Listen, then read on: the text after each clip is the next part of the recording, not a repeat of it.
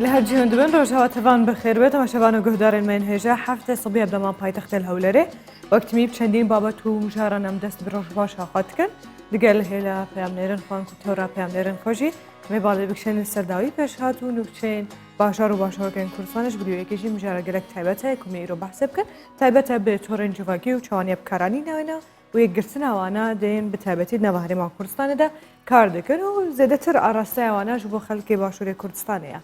می بالا بکشن لسروش سقای و بهای دراوان دنوا بازارن هرما کردستان ده و کردنو چه کما های من حدث بکن کرم کن.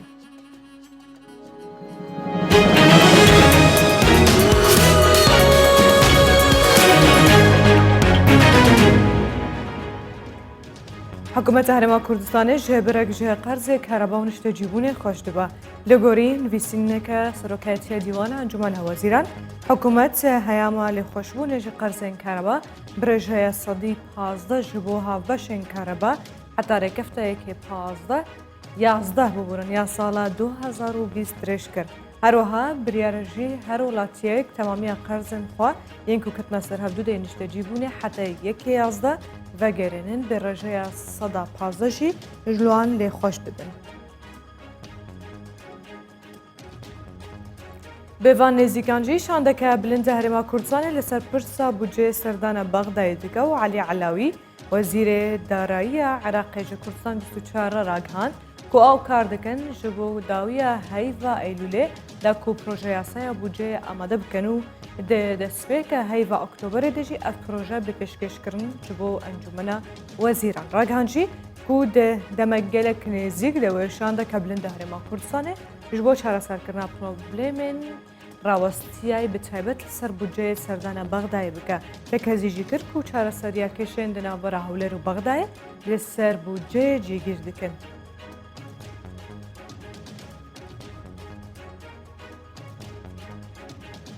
صبح سروک فرانسه سردان بغداد که و آژانس فرانس پرس بلاف کریه کو صبح ایمانوئل ماکرون سروک فرانسه سردان بغداد که و دگل بر پرسن بلندن عراق دجوو هروها پرسن سروریا آخه و کشند نوار امریکا و ایران دناو عراق ده گفتگو کرد. آماجا بوی که جیدانه کو سردان ماکرون رو بغداد ده پیناف تکذی کرن لسر پشتوانی فرانسه جبو ولات عراقه. لگور کارنامه اوی سردانجی ماکرون تن روژه که بغداد مینه.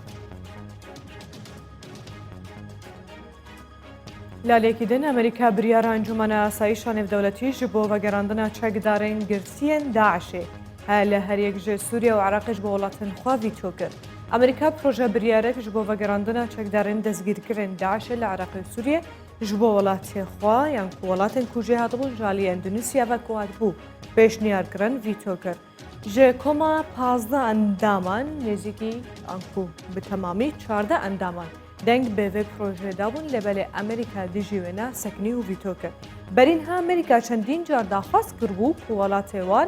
یعنی لسه پیشنهاد ولات وان که او هولاتین که نوارزا رخصنات روسیه داعش دشار دکرن اونها جل سوریه و عراق هاتن دزگیر کرن وگرن ولاتن خاله بله وجرج بکن لسه پیشنهاد اوی بو افریا ویتو کرد.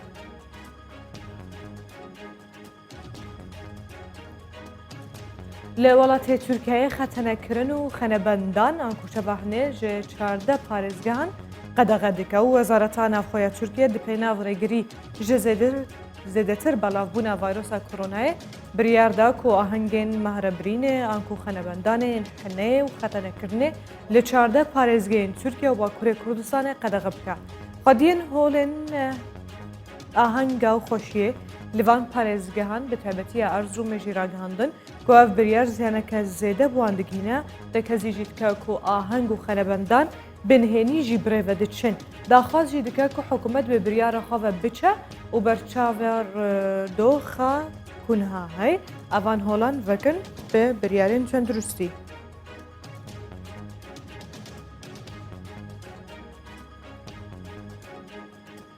کورتای ما بسر هفته دهات نهاجی مهن زانیاری و بابتان جنافچه و باجار که این کردستان و جهانه بشوپینن.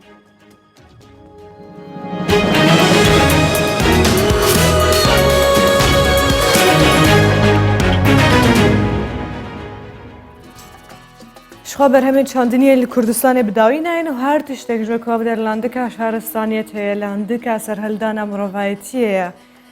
لاندکە چاندنیە کو یەکەمین جار لە کوردستانێکی چاندنی هاتە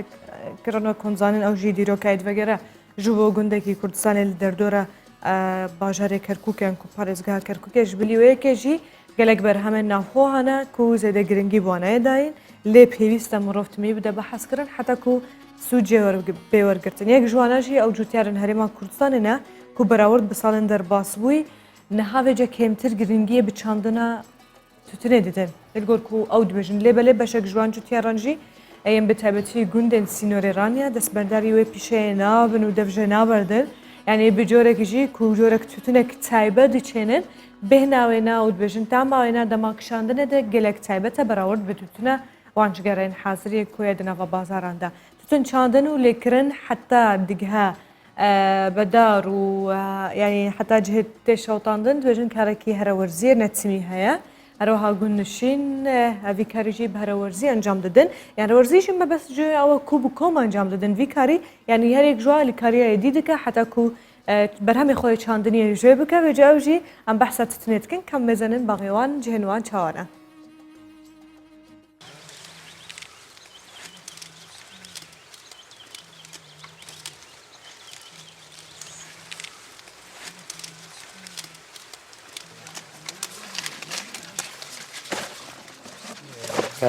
تقریبا گەلاوێژ دەنگی فێنک دادێ وڵاتەکە بڵێن زۆر جوان دەبێت و خورد دەبێت یعنی تۆزێک کوڵی قرس دەبێت گەڵایەکەی بڵێن زیاتر جوان پێدەگا ئەوەی کە بکەویتە پێش گەلاوێژی سوک دەبێت لە وەزنێ چونکە گەرمایەکەی بخۆتە هەم لە وەزنێش زۆر جوان دەرناچی بەس کە کەوتە دوای گەلاوێژێ وەزنەکەی قورسترە و ڕەنگەکەشی جوانترە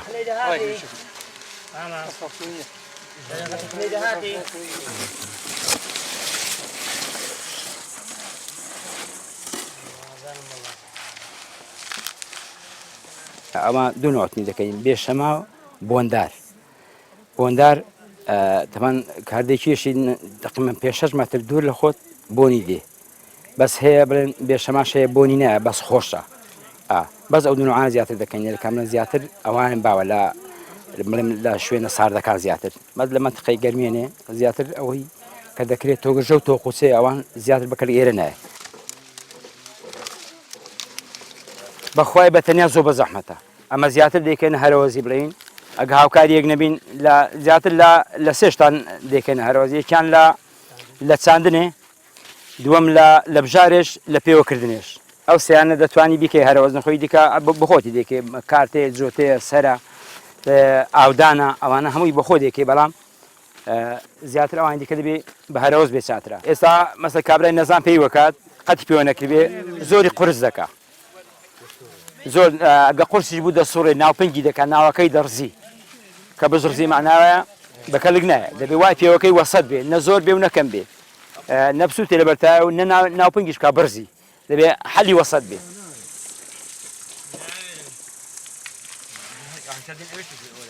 بۆ شیشەی داربەڕوو لە هەموو دارێکی قەیمترە داربەڕوو دارمازوو ئەوانە زۆر قایمن داری سپی بی و سپیندار و ئانە ئەویش باشە بەس ناسکە و داری ئیبەرا و ئیناسکە ئەو دارە بڵێم قەیمترە هەتا 4-5 ساڵان خۆدا 7 ساڵان خۆ دەگری دارەکە قایمە لە 92-3 ئانە ئەمەش بەداون دەکرد کەم بەڵام زۆر بەکەم بە زۆری خەڵکی بیتوێنێ زیاتر بڵێن داوی بەکاردێنی هەبوو 20 فەردی هەبوو 30 فەردی هەبوو بەس ئەلەو توتنەی لەوانەیە ئەو پەڕێگە هەت بێ احتیمال لە هەر کابراگە زۆر زۆری کە بە 4 فەردە 5 فەردی هەبێ بەڵام قیمەتەکەی زۆر زیاتر لەوەی داوێ ئەوە بڵێم بە نرخترە لە دوای پێوەکەنێ لە تەرەی دەدەین تەرە لە ناو ژوورێکی هۆڵی قەدیم دەبێت لە سیبەرێ پێنجی بۆ ڕادێخین لە دوای پێنجێ بۆی دادەنێن لەسەر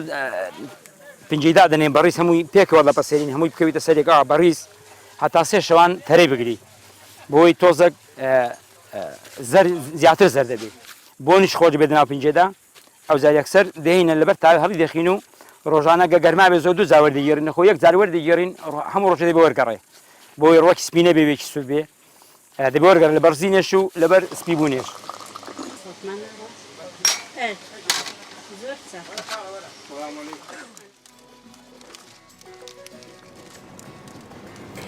Veja, okey. Ev çandına tütüne dinava Herêma Kurdistanê de bi taybetî û çawa vî karî encam didin ji xwe jî çandiniyek ji wan karên herewerziyek ku jê re dibêjin ji ber ku eger ne bi kombe ev kar nayêne encam dan û hemû alîkariya ev dû dikin yanî ji erdekî diçine erdekî din. Okey hat? Başa. Dibêjin ji xwe hevkarê min Mesûd her ji destpêka sibehê ve jînameşiyan dibû gotibû ez hazirim. وجنها القلمة آمادة أفكار من مسعود محمد جنبا باشر دهوكي وقت تمي وجر لوكيشن أخو جهرتيا بريا وادارا كرياز دخازم هر صباح وان دارا ببینیم جوالكو براسيج يعني هم جهة كي خوشة وهم جي انرژي كخوش دقينا مروفا كون دبين الدور برامجي حمو كسكاهية وصوزاية اللي بزانن لجا مسعود إيرو چهايا چه داوي آمار هنا چه داوي نو چه هنا جنبا باشر دهوكي مسعود روش باش كرمك جمتنا بله گلستان روجات اجی باش بیتن افرو که وقت آموزش پکری از البنوا دارانه مای مجبور کو وقت خیایا کو دست ازمون سر سالین خلا دو میون خلا 12 هاتی نکنیش بر وجی و بریار وزارت الدمج مرششی سپیده حتی کو دهی سب اینترنت هتا قط کردنش بر وج بر نبود اینترنت اما مجید نو اوفیسی دا مگوت از وزارت جولا دا باش دارم. دلگ باشه. مخابنی از بحث دیسا بحث کرونا که مجبور کوراب شا کرونا الدو که گلک دسته که خراب دا بوده. يعني دفانشان روجن در بازبوی دا اجماع کازوریا ولاتیان بشی توشی ویروس کرونا ابونه جان خوش دزدانه مخابنی و یک شوان چیرو که گلکن دل ایش جانج دزدانا لیوا و عبدالله سیلکی کو ریو بری پلیس پارزگاه دهو که بیانیت ماه 5 روزان دا اویو کراکیوی 42 سالی پیگ و کرونا جان خوش دزدا دیسان جه هفجیناوی هشتاد نوانه خوشخانه دا روشک خراب دایا روشک تندرستی و نه جگیره او نزانیتن کو ظلامه و کروی کرونا امرینه مخابنی ویدی آمارن دو که گلکت بلند بونه دانه یعنی وان 24 دم جمعه در باز بیداد دیاره کنین که 2481 پشکینی ناتی نکردن جوه اجماره 243 توجبوت دی هاتی نتومار کردن که وارجه که جار زوره هتانو که دو که بده تومار کردن مخابنی ویدی 24 دم جمعه دا 4 کس کرونا مرنه رژیم مرنه بو 5 کس هم بلند بویا برانبر داجی 109 کس چهار سر بوینه که هتانو که اون کتوشی کرونا بند پارزگاه دو که 4137 کس در باز کرده جوه اجماره 1554 کس چهار سر بونه هشتا جی 2534 کس هشتا جر چهار سر دنا ادین خوشخانه پارزگاه دو که پر بوینه به بردام افدا خازش ولاتیات تکرن طایباتی به کراب شوانا تک چیتن بو چابداریا چرتنه و گواستنه جه نمایش بر و دخاش ولاتیات تکرن طایباتی یعنی بو گنجاش برکو گلک جارا گنجن چنج در و وایروسی گل خداتینن و کسان دان عمر دیوبا به خاطرش که نه طرف شان تک چیتن گلک باشه از گلک سپاسیتت که مسعود محمد افکار مجنوا داجر دوه که کوتید گل مبوش بود داوی ابد تو زانیاری سر روش باجر دوه که بگو من گلک پیوستم بیره خلک بینن که هجمار چقاصد زده دبونه دنه و چقاصی جی يعني تشتكي نيجاتيف تشتكي نرينية نباشد وكو زيدتر أم هاش خوابن زيدتر تكل يبدون بن خود دوري هف بخنو هر وقت بيجن جي دوراهية جواكي جي بپارزن دوباره سپاس جواف کار خامس وج جناب باشد دوه که کد گل مبو بگو من دوباره جبیرم من چه ام پابندیرن ماین تندرسته ببن هر وقت ما گوتی دوراهية جواكي ام بپارزن خالای کمینه یاد دوانجی ام بيجهن بس ماسك بتهبتي لجهن جشتي جهن كو قربالغ تدهيا قالكي هاي مجوي خالجي هبه وشخوا توقع كردن وماش كردن واف حمو تشونا نمانا ام بين سر مجار اخوا كو بروجيك هيجبو كوم كرنا بيجن مزنن سوشيال ميديا بتهبتي بحثا يعني كو ارستكرين جبو هرما كردستان وباشوري كردستان بحثا وان بيجات كنا كو هروج روجانا دزده بونه دنه و هر واحد بالکشاندن لسر چندین بابتهم جارنده دقل برز راهن اجتماعی کوب خبر پرس پروژه کردش سوشال میدیا الودر فس به میوان من زور بخیر به بهنی باش خاطر گلستان زور بخیر به یا جا روشتن باشه لگل موضوع چون خودن در پارزن چون رنوای خلق دکن لسوشال میدیا والله لو ما حمله تاك ما دست بكر لباري خو باريزي زور تاك زور باز دوران لقاليا هر خوش ما طاو بابندي رن ما تندرستي كانين استاش كمان ماسكم لا قلبو بعض دابا لا كيشني ركعت انترفيو انا كيشني بلام چون بيرتان شو بو او كو شوينك دروس بكن شتيك بكن بروجيك بكن كاو همو بيجانا كوب كان بيكوا سەرەتا بالەوە دەست پێ بکەم لەو ساڵانەی کۆتایی مارگوس کەربێرێک خاوەنی کۆمپانیای فەیسبوک باسی ئەوەی کرد کە داهاتووی جیهان لە ژێر کاریگەری گروپە سۆسیال میدیایەکانە. ئێمەش وەک یەکەم گروپی سۆسیال میدیایی بیرمان کردەوە کە کۆمەڵە گەنجێک بووین بیرمان کردەوە یەکەم گروپی سۆسیال میدیایی دروست بکەین لە کوردستان لە عێراق لەو ناوچێ بە پێ سێرچێکردمان نەبوو هیچ گروپێک سۆسیال میدیایی. بۆ نمونە گروپە سۆسیال میدیایەکان چێن بۆ نمونە هاکەر تیمەکانن گۆڤنمنت تیمەکان ئەوەی دەوڵەتەکان کاری ئەمنی قەومی پێ دەکەن یاخود بزنس تیمەکانن ئەوانەی کە کاری بازرگانی لە ڕێی سۆسیال میدیا دەکەن یاخود فۆرفێن تیمەکان چەند کۆمەڵە پەیجێک و چەند کەسایەتێک کۆ دەبنەوە ئاراستەی ئەو شوێنێک کە دەیان هەیە سۆسیال میدیا خۆیان دەیبەن چۆن ئاراستەیەک دروست بکەن. جا ئێمە کۆمەڵە پەیجێک بێکەوە کۆبووینەوە بڕیارمانداوە یەکەم گروپی سۆسیال میدیایی خۆمان ڕابگەێنین کۆبوونەوە شتا خۆتان دەپارێست کاتی کۆبوونەوە کە دەیان بە ئۆنلاین کۆ دەبوونەوە تەبعاً خۆمان دەپاراست بەڵام لەو ماوانێک کۆتایی زیاتر بە ئۆنلاین کۆبووینەوە زۆر باش کاریەکەشمان زیاتر لە شار و شارۆچکەیەکی هەرێمی کوردستانی پرۆژەکەشمان چەند پلانێکی تێدەیە بۆ نمونە پلان یەکەمان ئەوەیە زۆرترین پێگە کۆ بکەینەوە ئەلەو ماوەیە سەرکەوتنی پلان یەکەممان ڕاگەیان کە سەرو زیاتر لە 50 پەیجمان هەبوو پەیجەکانیشمان زۆرینەیان 100کەی بوون بوون نە 500 400 700 تا ملیۆنیشی تێدەیە. پلانی بیمان ئەوەیە کەسایەتیەکان بن ئەو کەسانی کاریگەریانێ بەسە سۆسیال میدیا و پێشکەشکارە هونەرمەندە هەر کەسێکە کە کاریگەریە بە سۆسیال میدیا ئام بخێنە ناو پرۆژەیەوە. زۆر باشە پلانی سیمان بۆ نە دروستکردنی نێتۆرکێکە ئەو کەسانێک کە خولیای کارکردیانێ لە سۆسیال میدیا بیرۆکیان هەیە چۆن دەتوان سۆسیال میدیا بەرە ئاراستەیەکی باشتر بن. پلانی دیمان بۆ نمونە ئەوەیە کار لەسەرەوە بکەین ئێمە زۆرترین پێیجی بیانی دابنین پێیجی گەورە بتوانین ئیڤێنتە گەورەکانی کوردستانەیە هەر دۆخێک نەخوازراوە کە بەسە کووردا هاتووە ئێمە بیگەێنینە دەرەوە. پلانی زۆرتریا پرۆژەکەمان بەڵام ئەوەی ئەمە ئێستا کاری لەسەر بکەین پلانی ئەی و پلانی بیە پلانی ئەیمان تاو دەڵێن سەرکەوتمان لێ بەدەستنا لەو هەفتێشدا دەست دەکەین بە پلانی بی کۆکردنەوەی کەسایەتی کاریگەرەکانی سۆسیال میدیا. زۆر باشە ئەو دێوان چەند ڕۆژێن دەرباس بوویدا یان کو دەهەیامە دەرباس بوویدا گەلێک گلەهەی ژێ تۆرەنجڤاکی داهاتەکردن بەتایبەتی ئەڤێن و پێیج هەنە بەتایبەتی بکارهێنەرێن هەرێما کوردستانی ئاراستایەوە بەرە بە ئینستاگرامە و تیکتۆکێ و سناپ چاتێڤەیە کو ڕوبڕۆی رەخنایە دبن گەلێک کەسایەتیان دشکێنن و هەنەکان هەلدن ئەڤژی شتێکی نەباشە ینی هەموو کەس لە دژی ئەوە دەوەستێتن کە کەسایەتێک بشکێنی لە بەرامبەردە کەسایەتێک بەرز بکەوە یانیش جنێ و قسەی ناشرینەوەە بە کۆمنت بنووسی ئەو ژێڕای هاوڵاتیانمان وەرگرتووە سەبارەت بە تۆڕە کۆمەڵایەتەکان و چۆنەتی بەکارهێنانی و حتا چ قاسی تەندروستە دانی بە تەندروست ئەف تۆرەنجڤاکی تەنە بکارانین دناو هەرێما کوردستانێدا بەشێک جوانە دبینن کو نەبوونە سانسۆرێ لەسەر تۆرەنجڤاکی بوونە سەدەمەک کو ئەف تۆرەنجڤاکی خراپتەنە بکارانین و بەشێن دنجی وا دەبینن کو تۆرە کۆمەڵایەتەکان لەگەڵ کولتوری کوردەواری ناگونجێت ئەف بۆچوونە چەندین هەوڵاتیانە لەسەر سۆسیال میدیایە بەجێ ئەمێ بە درێژاهی لوان گۆهداری بکەن و پاشی بەگەرن لەگەل کاکراهێن زێدەتر بە حسابێم جارێ بکەن.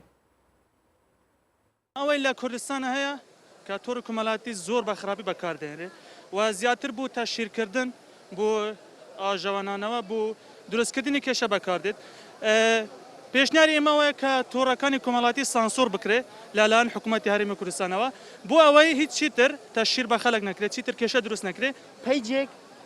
بۆ شخصێک دروست دەکری بۆ لێدان لە لایەنێکە یاخود بۆ مەجموعە کۆمەڵە کەسێکە ئەمەش واتە منداڵێک کە هەڵدەستی دەبینین کە منداڵێکە تازە قۆناغی گەشەکردنیەتی سەیری دەکا کە پەیجێکی وە واتە ئەویش عەقلیەتی ئەوە وەردەگرێت عەقلیەتی ئەو پەیجانە وەردەگرێت. یعنی ئەگەر تو بتێت لەلایەنی باش بەکاری بینی سوودی چاچ تێدایە واش توانین لەلایەنی خراپ بەکاربێنی بەس بۆ نمونە لە فەیسبوک ئەوانە وا باش بوو ینی بتوانانی بە ئێستان بۆ منە مندار هەیە گەورە و کچکە هەیە ئەتوانیتن هەرچەند فەیسبوک بیەوێتن دابنێتن یانی ئێستان هەیە کوڕ هەیە بە ناوی کچ فەیسبوکی دادەنێتن ئەو شتانەی زۆر تێدایە خراپەکەی لەوەیدا. پەیج هەیە ئەکەونت هەیە کەسێک منداڵ بەکار دەهێنێت بۆ ئەوەی معنی باسی لە سوشال میدیا باسی ئەو بکاتن و بەڵانسی ئەو بلند بکات و بەداخەوە یعنی سوشال تۆڕە کۆمەڵایەتەکان بۆ ئەوە دامەزراون کە ئێمە جوانی کۆمەلگا پیشان بدەین بەڵام بەداخەوە لە کوردستان کۆمەلگامان شێوەندووە. ئەجا بنەرینە بەشێک هەوڵاتیان کو نەرینە دنجی دبە کوهابن بیر و باوەڕیان دنجی کوهابن لێیا زەدەتر لە دژی وەیەکەنە کوتە شیر بێکردن بە خەلکێل سەرتۆڕێن جوواکی و ڕەوشت و کولتورێ بەدەوێ کوردستانی بێنیشاندا بەڵام ئەوەی تەبینیم کردووە لەسەر بە تایبەتی ینی ئەم هەژمارانەی کە هەیە لەسەر تۆرە کۆمەڵایەتەکان بەتابەتی لەنەوە ئینستاگرام زیاتر ئاراستەکەی بۆ ناو هەرێمی کوردستانە بۆ ناو باشووری کوردستان یەگەشتگیر نییە بۆ پارچەکانی تری کوردستان ئێوە پلان ABCD حتا دیڕۆیشتیوە نییە بڵێن ئی ناکەن بۆ کوردستانێکی کە هەموو کەسایەتەکان تێدە ببینرێن و بناسرێن ئەمە هەر لە پلانی ئەیڕا ئەمە ئامانجی ئەو پرۆژەیەمان بۆ کوردستانە واتە ئەمە هەر هەنگایەک بنێ لەو پرۆژەیەدا کۆی گشتی هەردەگەڕێتەوە بۆ کوردستان و ئەو پرۆژێش ئێمە مستەحیلە هەمیشە ئەوە دەڵێنەوە کە ئێمە ناتوانین سوسیال میدیا کۆنتڕۆڵ بکەین بەڵام دەتوانین ببینە بەشێکی زۆرینەوە ئاراستەکردنێکی جوانتر بنیادنێن لە سوسیال میدیا کار دەکەین هەر پلانێک هەر هەنگایەک بنین بە تاکیید کۆی گشتی دەگەڕێتەوە بۆ خزمەتکردنی کوردستان و تاچی هاوڵاتی کورد باشە چۆن قدر و قیمەتی ئەو کەسایەتیانە دەپارێزن لە تۆرە کۆمەڵایەتەکان چۆن پێتان باشە باس بکرێ خۆدان لە چی دوورخستەوە بەوەی نەیان شکێنن ئێمە لە هەر ئادمینێک هەر لاپەڕێک کە داخلی پرۆژە دەبێت ئێمە چەند مەرجێکی بۆ دادەنێن بۆ نوێکەمیشت دوور دەکەی و لە هەم زۆرە تەشیرکردنێک هەرچ ئاینێک بێت هەرچ ڕەنگێک بێت هەرچ کەسایەتێک بێت نابێت تەشیری تێدا بێت ناو لاپەڕەکەت و ئەوەی ئێمە مەسەلەن کاری لەسەر دەکەین ئەکید هەمووی بۆ جوانکردنە بۆ جوانکردنی کەسایەتەکانە مرۆڤەکان تا غەڵەتێکیان هەبێت دەیان جوانیان هەیە ئێمە با لەو دەیان جوانێ دوو جوانی نیشان دەین و غەڵەتەکە لادەین کار لەسەر ئەوە دەکەین جاچ هەر کەسایەتێک لە ناو پرۆژەدا بێتن ئێمە کاری لەسەر دەکەین ڕوا جوانەکانی نیشان کۆمەڵگا بدەین زۆر باشە بۆچی ئێلە دەبی ئاراستەیەەکە بەرە و کەسایەتیەکان بێ ئێوە چ بابەت و مژارێکی تر هەڵدەبژێرن بۆ ئەوەی ببێتە بابەت و مژاری گەرمی سۆشال میدیا نەک فلان کەس فلان قسەی کرد یەکسەر کاتی بکەن و هەمویان لێ کۆردەگرن و بڵاوی دەکەن ینی هەر کەسە و ناسنامەیەکی خۆی هەبێ نەک بۆ نمونە پشت بۆ ببەستن کە کەسایەتێکریان کەسێک قسەیەکی کرد لەسەر کەناڵێکی تلڤیزیۆنیان سوۆشیال میدیا و دواتر بوو بە مژاری گەرمی سوۆشیال میدیا خەڵک لەوە بێزار بووە من وەکو متابعك نەوەکو کەسێک لە ناو سوۆشیال میدیا وەکو متابعك فۆلۆوەرسێک لە ناو سوۆشیال میدیا کە دەبینم هەمویان هەمان شت بڵاو دەکەن تۆزێک هەست بە بێزاری دەکەم وەک گوتم ئێمە پرۆژە دروست بووین کۆی ئامانزمانچیە گۆڕینە ئاراستەکردنێکی باشترە بەو کۆتاییانەش بینیمان لە سوۆشیال میدیا تا شتێکی خراپ تا شتێکی باش دەبینی سەدانی خراپ دەبینی فلان کەس تەشیری بە فلان کەس کرد ئێمە جادەمان هەیە چی بکەین پێداچونەوە لەسەر ئەوە بکەین بۆ ئەو ئاراستەیە بگۆڕین نەیهێڵین بتوانین زیاتر لە ڕێگای لاپەڕەکانمانەوە یا لە ڕێگای ئەو کەسانێک کە لە ناو پرۆژەدان ئەو کەسایەتی کاریگەرانە ئەو شتانە نهێڵن بۆ نمونەوڕۆ بارودۆخی کوردستان لەسەر چی دەڕاتن خەڵک بێ هیوا بۆ بێ ئومێد بەدێ ئێمە چۆن شتێک بکەین هیوا بگەڕێنینەوە ئومێد گەڕێنەوە بۆ خەڵکی کوردستان یاخود دۆخی کۆڕۆنا هەیە ئێمە چۆن بکەین هەڵمەتێک دروست بکەین لە ڕێگای لاپەڕەکانمانەوە لە ڕێگای ئەو کەسایەتیانەوە کە چەندەها هەزارفانیان هەیە شتێک دروست بکەین کە بابەتی خۆپارێزی زیاتر پتە بکرێتن ئێمە جا بە پێی دۆخەکان دەڕۆین بۆ نەوڕۆ کوردستان پێویستی بەچێ کۆمەلگا پێویستی بەچە لەسەر ئەو شتە دەڕۆین و ئەو شتەی دەمان هێت بیکەینە مۆزوع لە سوۆشیال میدیا کار لەسەر ئەوە دەکەین زۆر شەکە دەستان خۆش بێگومانەوە چەند گەنجێکی لێ هاتوون لەناو تۆرە کەمەڵایەتەکان لەوانەیە هەندێکیان لە نزیکەوە دەناسم هەندێکیان وەکو ئێستا یەکترمان ناسی بینیەنێکی جوانیان هەیە دیدێکی جوانیان هەیە بۆ پاشە ڕۆژی سوۆشیال میدیای کوردستانی بەڵام هەتا چڕادەیەک سوودتان لێوەرگرتووە لە ڕووی بزنس و ئەوانەوە گوڵستان خان ئێمە لە سەرەتای پرۆژەداین سەرەتاش کە خۆمان ڕاگەیان ڕاستی بڵێ پرۆژەیەکی وها فراوان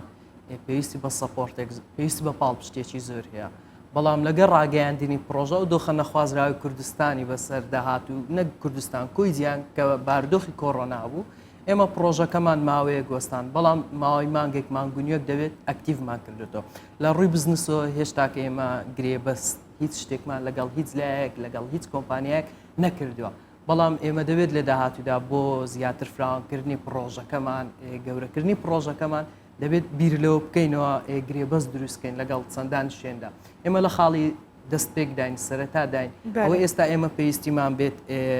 ئەوە بڵین لە لاپەڕەکان سەرکەوتنمان بەدەستێنە پاڵپشتی کەسایەتەکانە ئەو کەسایەتیانی کاریگەریان هەیە بەسەر سوسیال میدیاوە پێشکەشکار بێت بە تایبەتی هونەرمەندەکان زایمە زیاتر کار لەسەرەوە دەکەین ئیشاڵە لە دەستپێکی پلانی سی دەبێت لەویان سەپۆرتێکی گەورەمان هەبێت و ئەو کار دەست بە پلانی سیش دەکەین دەستان خۆش بێ بەڵام ماوەیەک پێشەستا پرۆژێک لە پەرلەمانی کوردستان هەبوو تایبەت بە تۆڕە کۆمەڵایەتیەکان و بەکارهێنانی و ئەوانە ئێوە گەرە و پرۆژەیە سەریگرت بە پرۆژە پێشکەشی پەرلەمانی کوردستان دەکەن وەکو شوێنێکەوە یانیش پلتفۆرمێک بۆ کۆکردنەوەی ئەو هەموو پێیجانی سوۆشەل میدیای باشووری کوردستان ئەکییت ئێمە چەند شتێکمان نووسیوەتەوە بیکەینە پرۆژە یاسا بیدەینە پەرلەمانی کوردستان بە تایبەت هاتنی کۆمەڵە کەسیانێکی بیانی کە ئەوڕۆکە لە سوۆسیال میدیا بوونەتە کێشە بوونەتە هۆی ناشرینکردنی سوۆسیال میدیا جا ئێمە دەمانێت پرۆژە یاسایەک دەرچێتن هەر کەسێکی دێتە ناو سوۆسیال میدیا نەتوانێت بە ئاسان چەند لاپەڕەیەکی گەورە بەدەستەوە بگرێتن یاخود بێتن لە ناکاو ببێتە مۆزوع لە سوۆسیال میدیا نازانرێت ئەو کەسە چێە مەبەستی چیە دێت بۆ منە دەڵێت من مۆدێلم یان من فڵانشتم دەبێت لەسەر ئەو شتانە کۆی گشتی پێداچنەوە بکرێت ئێمە چەند شتێکمان حاضر کردووە و بڕیارە بیکەینە پرۆژە یاسا بیدەینە پەرلەمانی کوردستان لە ڕێگای پرۆژەکەمان ئەم پرۆژەیە تەنها پلتفۆرمیانیش سوۆشال میدیای ئینستاگرام بخۆیەوە دەگرێتن یان چەندین پلتفۆرمی تری سوۆشال میدیا هەیە ئێمە کار لەسەر گشت تۆڕەکان دەکەین بەڵام ئەوەی ژمارە پەنجامان ڕاگەیاند ئینستاگرام و فەیسبوک و یوتیوب بوو یوتیوبژی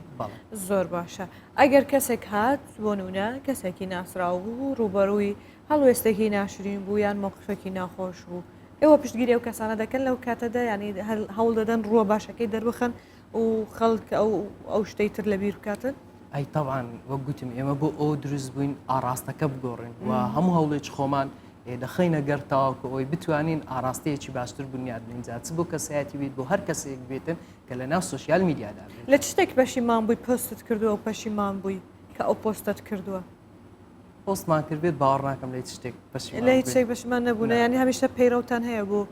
پۆستکردن و ئەوانە ئەی چۆن ئێمە وەک ستافیەکەمی پرۆژە هەمیشە پێداچنەوە دەکەین لەسەر لاپەڕەکانمان بەردەوام لە سێرشداین لە سەریان زۆر کاتەیە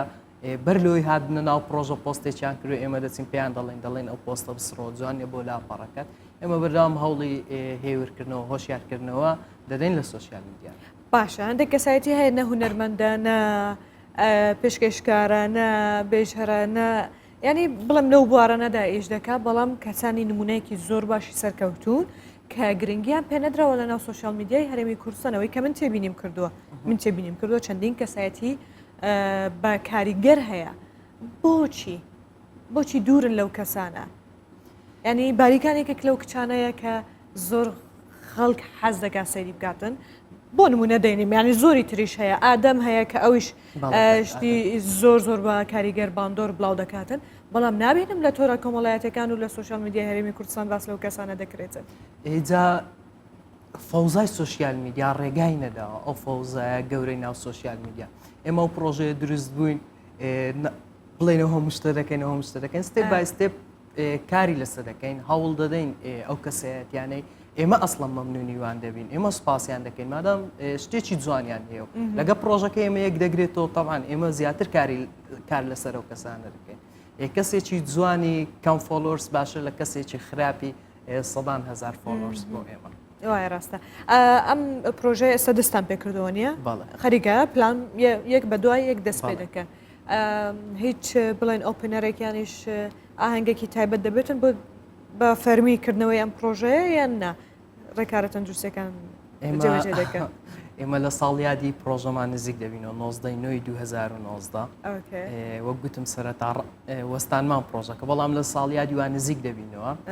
بڕیارە شتێکی بۆ بکەین بەڵام شتێک بێتن دەبێت لەبەرە و دۆخەی ئێستا کە کۆڕۆنا تاو بابەتە ڕێنمایەکانی تێدا بێتن بەڵام تاوەکو ئێستاکە ڕێکێک لایمان نەکردو هەر لە هەمان ڕۆژ دەبێتن یا جادەمانێت چەند کەسایەتیەک بانکشت بکەین پیجەکان کۆ بکەینەوە بە بۆنەی ساڵیادی پرۆژەکەمان بەڵام تا ئێستاکە ڕێک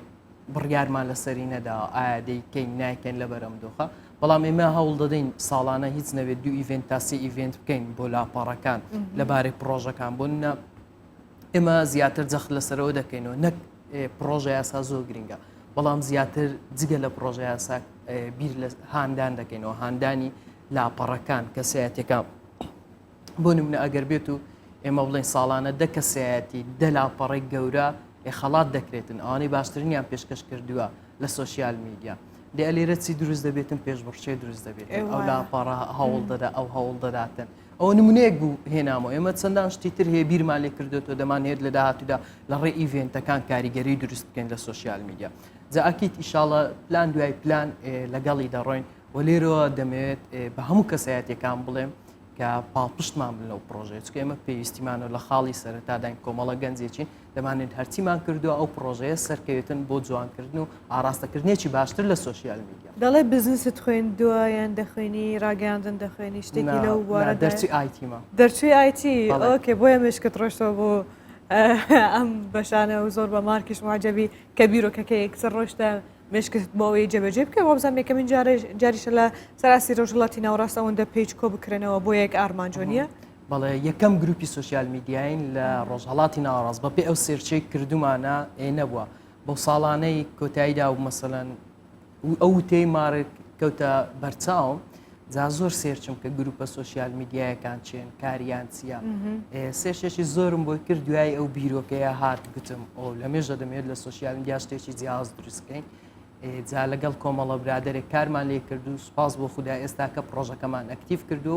و لە هەوڵداین باشترین پێشکەشکەین پێیج هەیە ڕازی نەبووە قسەتان لەگەڵی کردەوە ڕازی نەبووە بۆ تاوان ئێمە آخر شتێک هەیە ئەو ڕۆکە چەندان شتێ لە سوۆسیال میدیا بۆ ئەمن نامم بۆ ئەو پێیجە نردووە لەوانەیە چەندان پێیجی تر نامی بۆ چەندان کەسی تر نامی بۆ نار بۆ پرۆژەی تر جا نەیبینیوە شتەکە زۆر پێیجە بۆ نامەمان بۆ ناردوە سەرەت تا داخلی پرۆژە نەبووە بەڵام دوای ماوەیەک شتەکانی بینیوە خۆی هاتووە گوتی دەمهێت کاری تێدا بکەم ئێستا کەسمان لەگەڵا نەک ئەوی تەنها ئەندامەیەکی ستافی لاپەڕەکان بێتن بۆ تا ئەندامی ستافی یەکەم ئەندامی بۆردەکەمان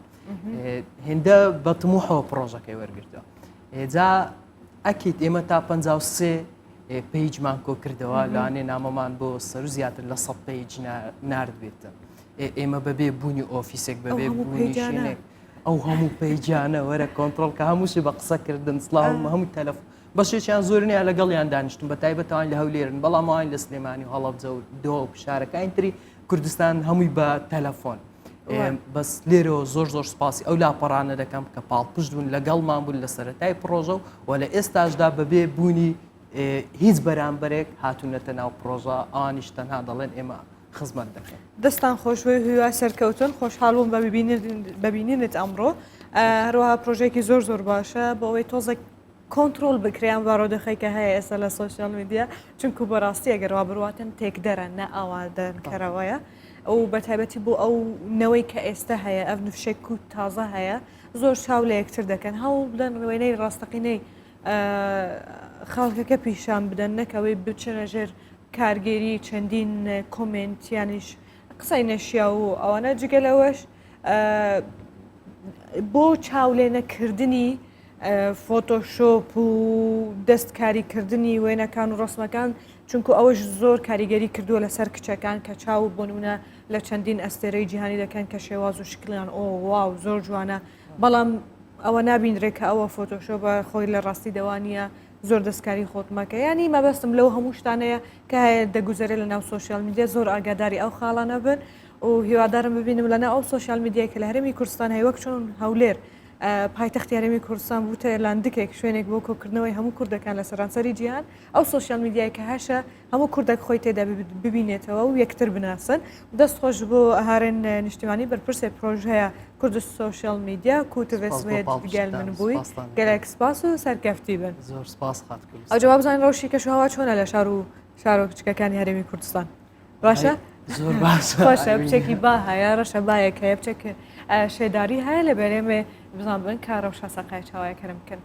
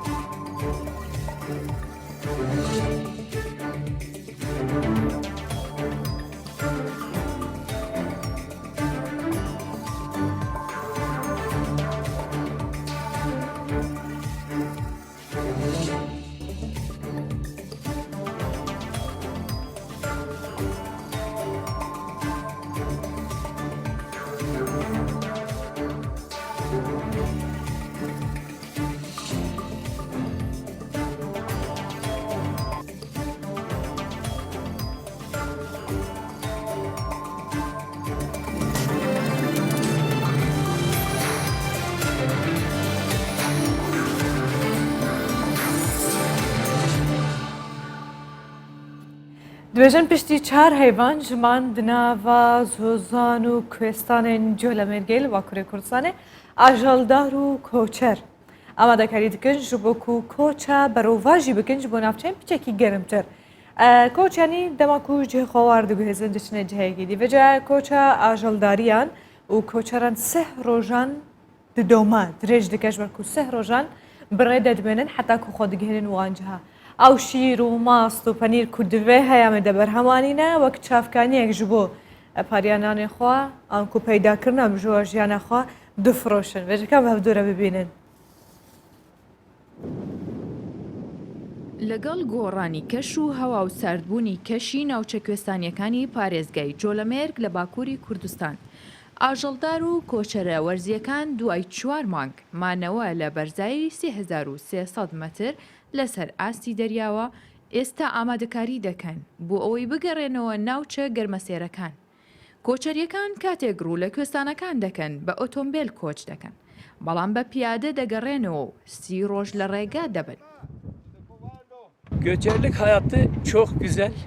لە مانجی ئادارەوە ڕوومان لەو کوێستانانە کردو و 4 مانگە لێرە ماوینێتەوە. کۆچەری کارێکی سەختە بەڵام ناچاری نەو کارە بکەین بۆ ئەوەی بژێنی ژیانمان دابین بکەین. بۆ ئۆتۆمبیل هاتین بۆ ئێرە بەڵام بە پیادە دەگەڕینەوە و مانگێک بە ڕێگاوە دەبین. ئێستا کە شوهەوەی ئێرە سارد بووە بۆیە دەبێت بگەڕینەوە ناوچە گەرمەکان. 6-7 aile orada da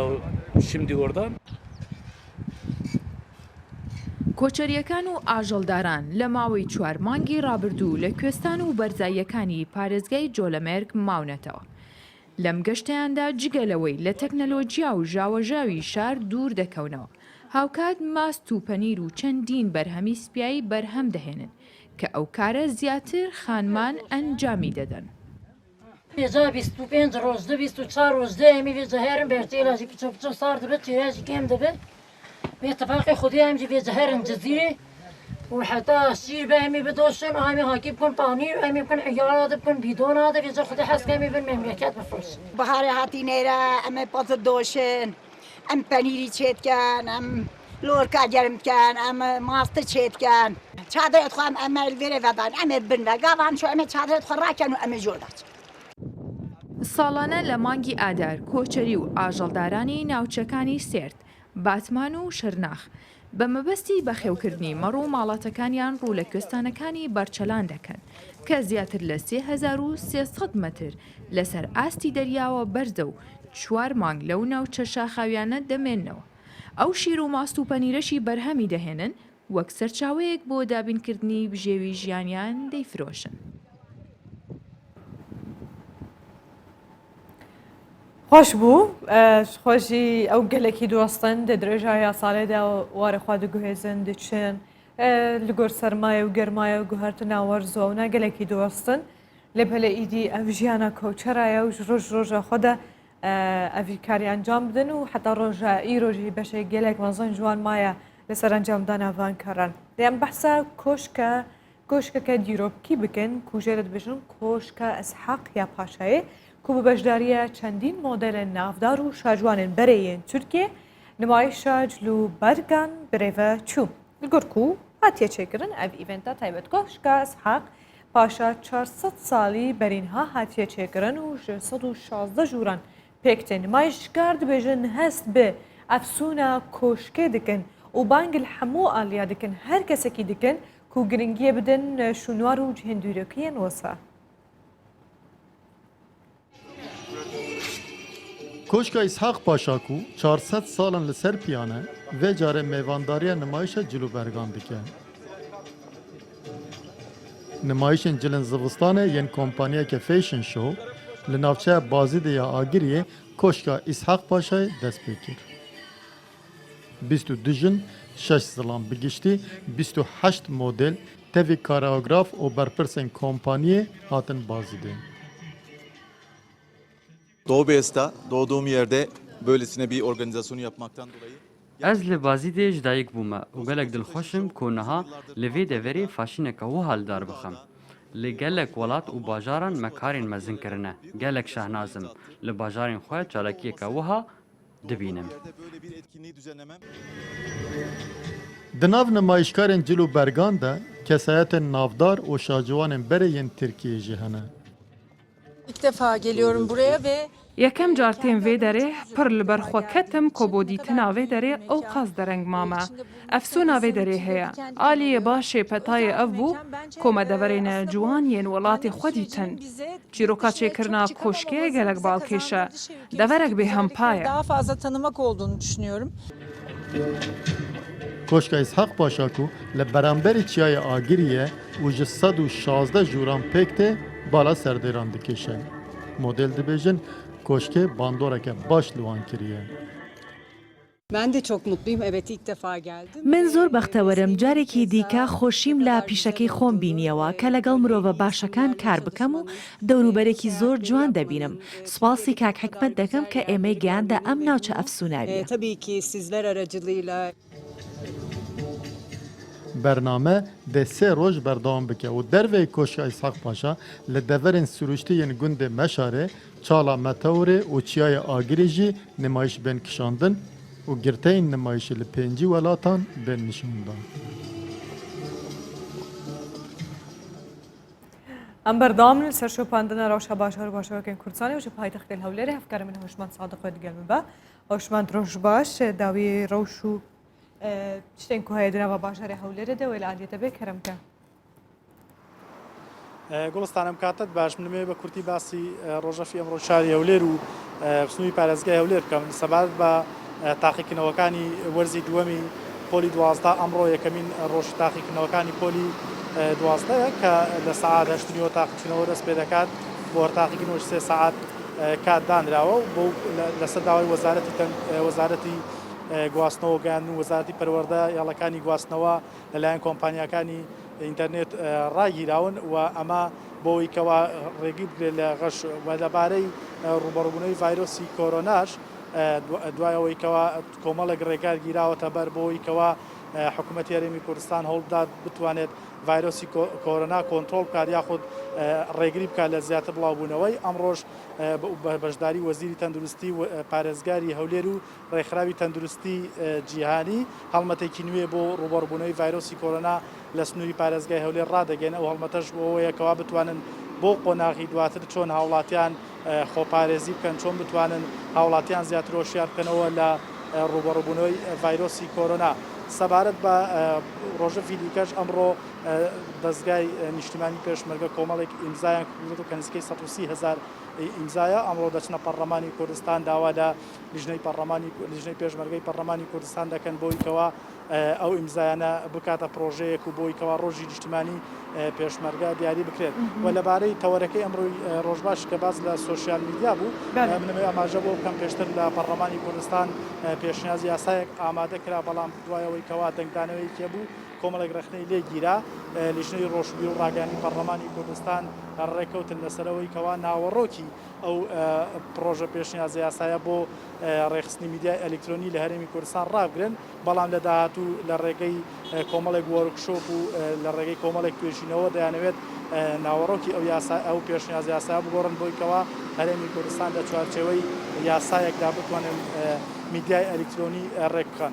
گەلێک باشە دروستە هەڵشاند خۆشی لە پەرلەمانتۆیە کوردستانی بەحسەوەیەکی هاتەکردن و پرۆژه یاسایەک هەبێش بۆ ڕێکخستنە بەکارانی ناتۆڕێن جیڤاکی لێ بداخەوە بخابن هەن پیج هەنە لە سوۆشیال میدیا و خاوە نێوان خۆدیێوانە نەدیارە بێجارە بچێکی بێ زەحمەتی دروست ببن لێ پرانیاوانە دیارەکی برێڤە دەبێ لەومە بچێکی هەسانی دبە برێڤەبرنا ئەvێ پرۆژەیە و جیبجیکردنایە هەفکارە من هۆشمەند ژنەڤە باشارێ هەولێرە گەلێک سپاس ji بۆ te و بهێویا ڕۆژێکە خۆشش بۆ te dixwazim. بەحسە زامێکی رووسی بکەنش خۆ نۆرمال هەر کەسێک و حەجێکردنەکەوی دەچە بوارەکی هەنجێ حەز دەکەن شتێن جۆرا و جۆر کۆم بکەن گولوگەیایە نزانم چ زۆر بێژم هەرێک و حەزەکەوی هەیە لێ زلامێکی رووسی ئەف هەیەمە 3 ساڵانەیە نزیکی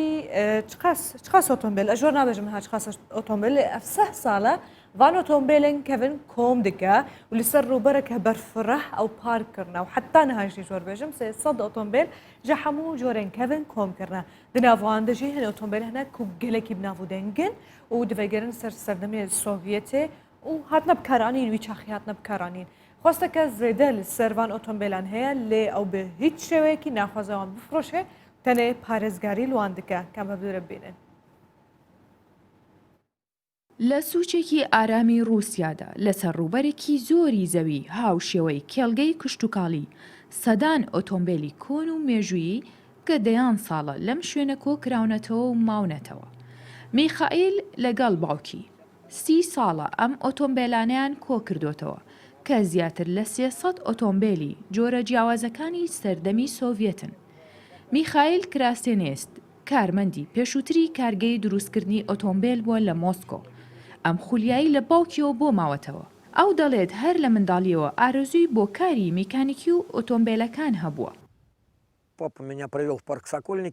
باوکم بردمی بۆ پارکی سکۆلۆنیکی ئەو کات تەمەنم تەنها 3 ساڵ و نیو بوو ئەو کات پێشبڕکەی ئۆتۆمبیلەکان بەڕێوە دەچوو باشترین و جوانترین جۆرەکانی ئۆتۆمبیل پیشان دەدران کە بێدەنگ بوون و خێرایەکی بەرزیان هەبوو کە من تاو سەرسام بووم پێیان.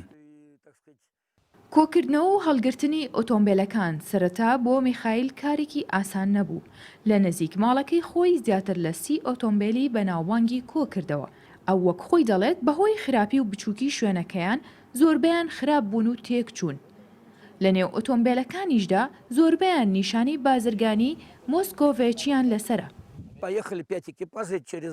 سەرەتا هەموو ئۆتۆمبیلەکانم کڕی دواتر شوقەکەم فرۆش تا ڕووبەرێکی فراوانی زەوی بکڕم لە شوێنێکی دوور و ئارام کە دڵنیابم ئەم ئۆتۆمبیلانە پارێزراو دەبن. یەکێک لەم ئۆتۆمبیلانە کە ئەستێرەکەی لەسرە ناوی چایکایە کە یەکێکە لە ئۆتۆمبیلە بەناوبانگەکانی سۆڤێت. داواکاری بۆ کڕینی ئۆتۆمبیلەکان زۆرن و سەردانی پێشەنگەکە دەکەن. بەڵام خاوەنەکەیان نایەوێت بیفرۆشێت و گرنگ نییە چەند نرخی لەسەر دادەنێن چونکە خۆشەویستی ئەو بۆ کارەکەی و ئۆتۆمبیلەکانی وای کردووە هەوڵ بدات بۆ پاراستنیان تا پێشەنگەیەک بکاتەوە وەک مۆزەخانەیەکی گەورە وەک چۆن ئێستا هەوادارانی ئۆتۆمبیل و گەشتیاران بێمۆڵەت و بێبلیت دێن بۆ بینینی ئۆتۆمبیلەکان. هەرگیز ئەم ئۆتۆمبیلانەم لەسەر شەقامەکان نەبینیوە. لەم شوێنە سروشتێدا جیاواز دەبینرێن و دەتوانم چێژ ببینم لە سەیرکردنی. ئەوە شێوازێکی سەرنجڕاکێش و نامۆیە ئەم شتانە دەبینین. هەموو شتەکان بە تێپەڕبوونی کات دەڕۆن و لەناو دەچن. بەڵام خاوەنی ئەم پێشەنگە پڕ لە ئۆتۆمبیلە مێژووی و بەنرخە دەیەوێت کوڕەکەی بە هەمان شێوەی خۆی پارێزگاریان لێ بکات و بیان هێڵێتەوە کەوە گرنگیدان بە خولیاکانی و هاوکاتیش بە پاراستنی بەشێک لە مێژووی وڵاتەکەی دەزانێت. لجهركم أمجه بكري هر كسك وحزك ويخليك ويتابته ويزدمجي حتى أنها سيصد أوتومبيل إنجر أو جورين كافن كوم كريا لما خبرهن جوانا قلك تيك شبون لك خلكنا دمانكو أوان كرانجام ددن زده هاي جواهنا وانو جندك بهبي ما كذب بينو سيصد أوتومبيل هات بنا أنو جن كرنج وكو يعني ديما قلك بالكيش وخوش وجمرة ام بیایی هنر داویا پروگرام خویا ایرو داویا به هفته‌جی یعنی حتی داویا به هفته‌جی روز باش گلود به ل استمود سوژی افکار من سوفاند گلود بعد چندین مجارو بابتان دوباره ساعت هفته صبحی حتی وقتی بمن بخیر خوشیده و خاطری